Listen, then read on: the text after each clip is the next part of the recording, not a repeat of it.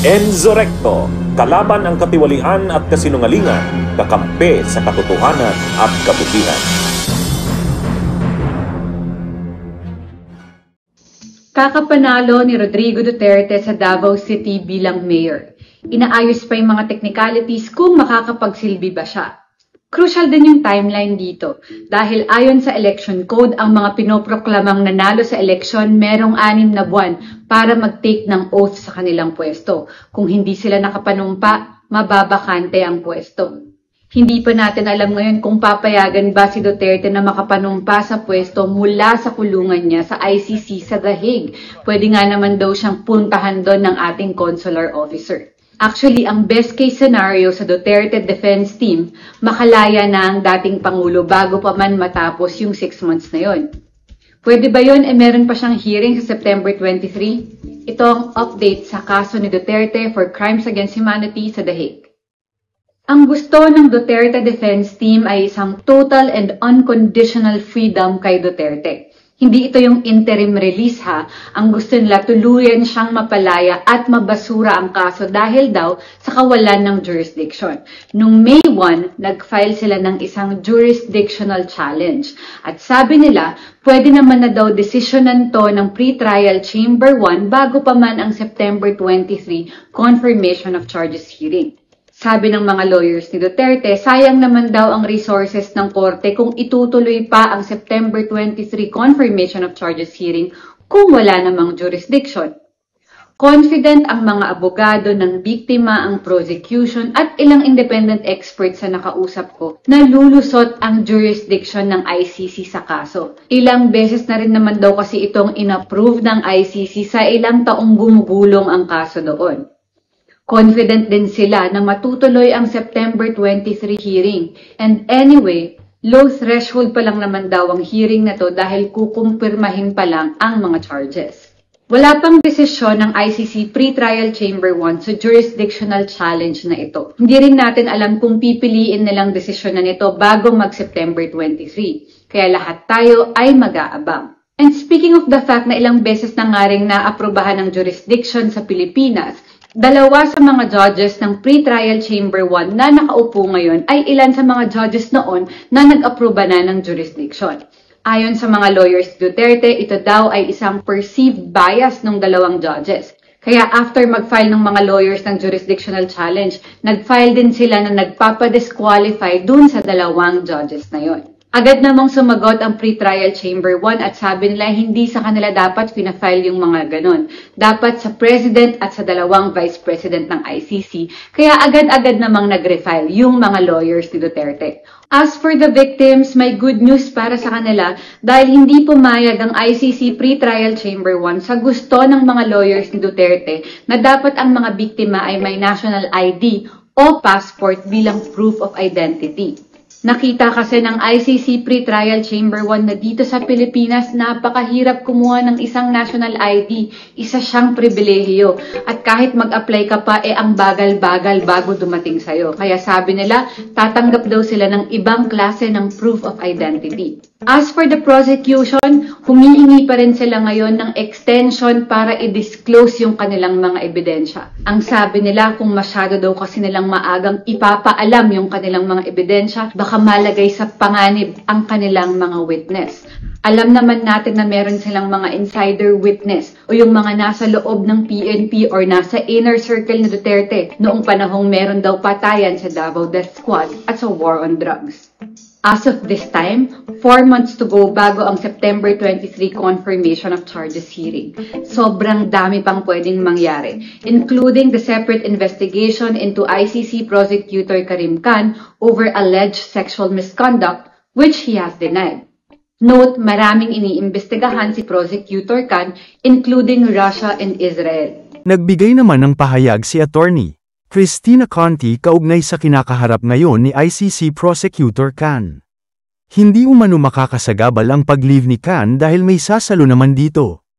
Pakinggan at panoorin natin ang pahayag na ito ni Attorney Conti. Usapan muna natin itong reklamo laban kay kay Prosecutor Karim Khan. Ano ba yung nature nitong reklamo at ano ba yung status niya diyan sa ICC Office of the Prosecutor? essentially, ang alam ko lang din ay public information. At ang sabi nila, ang sexual misconduct charges ay dahil meron daw unwanted advances sa isang katrabaho niya, sa isang colleague, mukhang batang abogado, nakasama niya sa Office of the Prosecutor. Kaya mabigat talaga to kasi parang sa office niya nakikita to, sa mga out of town trips nila, sa investigation missions, nagkakaroon ng unwanted sexual advances. Medyo last year pa ito. Hindi ito bagong balita. At merong nag-iimbestiga na grupo. Ngayon, itong particular unit na nag-iimbestiga sa kanya na related sa UN, mukhang medyo isang taon na kasi. So, mukhang patapos na. Minabuti siguro ni Karim Khan na mag-administrative leave habang iniimbestigahan. Kaya yung clarification dito, hindi lang ngayon nagsimula yung investigasyon, hindi lang medyo nahuli lang ang kanyang pag-administrative leave. Okay, so yun ang status niya, administrative leave. As far as you know, gano'ng katagal ito? Naku, unprecedented in a sense na ganito yung basis ng administrative leave or ng leave entirely kasi pwede kang mag-leave doon, vacation. At ang alam ko nga, July at saka August, nagbabakasyon ang mga nasa Europe. At kaya nila magbakasyon ng isang buwan, ganun. Kumbaga, wala kang maabala dyan. Kaya ang tingin ko, kung ngayon siya mag-leave, buong June siya naka-leave, mahagip nun yung traditional, quote-unquote, na vacation leave, either July or August. Kaya maximum nito, magto 2 months siya. Syempre sa trabaho, hindi ka pwedeng naka-tentative leave forever, di ba? Kaya sa tansya ko, baka maximum yung 2 months, hindi ko alam kung pagkatapos ng July at saka August, pagre-reportin na siya. Whether or not resolved na yung kaso. So, bago ito para sa kanila, patatlong prosecutor pa lang tong si Karim Khan at yung previous 2 have not availed of this sort of administrative leave because of a pending investigation. Okay. Of course, the other important question is, ano yung posibleng epekto nito doon sa paghahanda ng Office of the Prosecutor dito sa kaso laban kay former President Rodrigo Duterte? Tingin namin halos wala. Kumbaga kung sakasakali lang pagdating ng September, mawawala sa eksena or hindi magsasalita si Karim Khan. Sa kanya pamilyar yung mga tao nung hearing kasi siya yung Office of the Prosecutor. Yes, Your Honor. Ganyan. So, siya yung tumayo. Di kung wala pa siya sa September, hindi siya yung tatayo.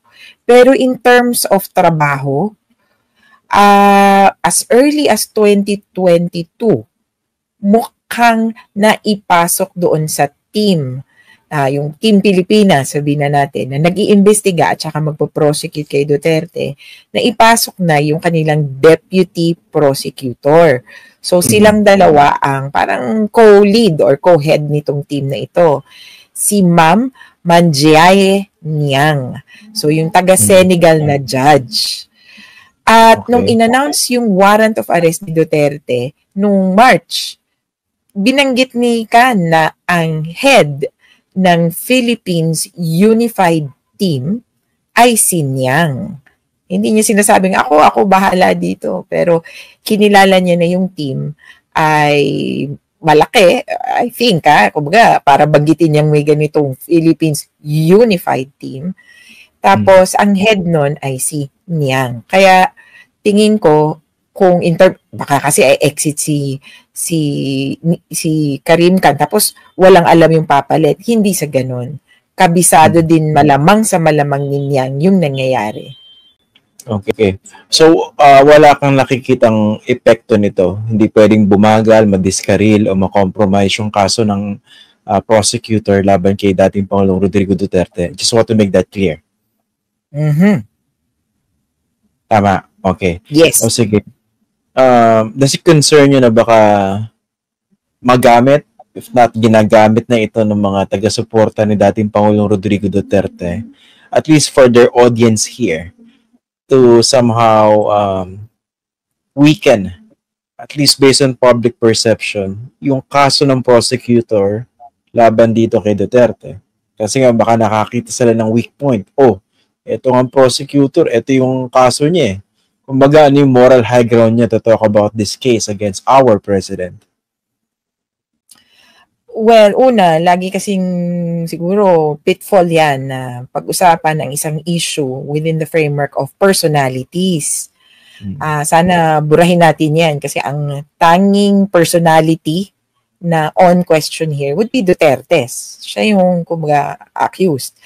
At yung kumbaga kung hindi naman patungkol dun sa kaso natin, in a sense, irrelevant yan dun sa kaso natin. And dito nga, yung sinasabing misconduct charges, hindi naman patungkol pa or hindi related sa Philippine situation. In fact, ito pa nga, ito yung chismis. Itong sexual misconduct charges, idinidikit pa nga dun sa Israeli warrants of arrest. Talaga? Na, oo kasi in-issue yung warrants of arrest. Hindi ko alam kung anong nauna. In-issue yung warrant or nag-request ng warrant, tapos sinampahan siya ng sexual misconduct charges. Kaya nung panimula, para ang iniisip, binabalikan si Karim Khan as a person para precisely, para magulo siya at hindi niya ituloy yung warrant of arrest. Pero on the other hand, meron namang kwento. So, ang hirap nito, mga kwento. Ang pagkakabanggit, ginamit naman ni Karim Khan yung warrants of arrest sa Israel at saka sa Palestinian sa Hamas leaders para patahimikin yung nagrereklamo. Parang ang sabi, huwag ka nang magreklamo para kasi madidiskaril mo yung sitwasyon or yung pag-i-issue ng warrant of arrest. Kaya maraming haka-haka, ayoko man sanang mag-involve, pero ultimo, mukhang hintayin natin yung resulta ng investigation ng UN body. Kaya, tingnan natin. Pero ako, unrelated kay Duterte. Tingin ko hindi si Duterte or hindi DDS ang kumbaga nakapagpanalo dito, mas nakikita ko pa nga yung US pressure kasi sila talaga yung kumbaga yung timing sa kanilang kaso, sa kanilang sitwasyon yun nakarelate dun sa Israeli case. Tapos in fact, nung time kasi na yun, nagiging issue kung pwede bang mag-issue ng warrant of arrest din against US officials. Kasi kabahagi sila. Naging issue din yan prior, a bit before that kasi ang parang tinrabaho naman ng ICC, Afghanistan. May US involvement din doon.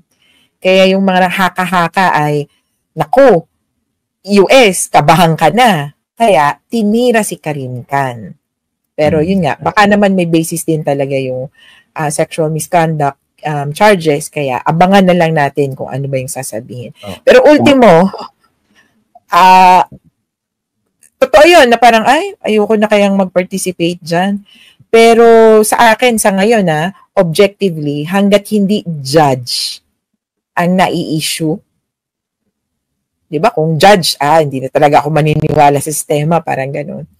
Kung hindi judge, parang okay pa rin naman sa akin yung ICC. At in any case, hindi naman namin kinukonsider na perpektong institusyon yung ICC o perpekto yung mga tao doon. Bunyog, bunyog, halikan na kasama ka. Bunyog, kapag buklod ay may pag-asa. Luzon, Visayas, Mindanao, isa ang pananaw. Sa bagong Pilipinas ang bunyog isisigaw. Bunyog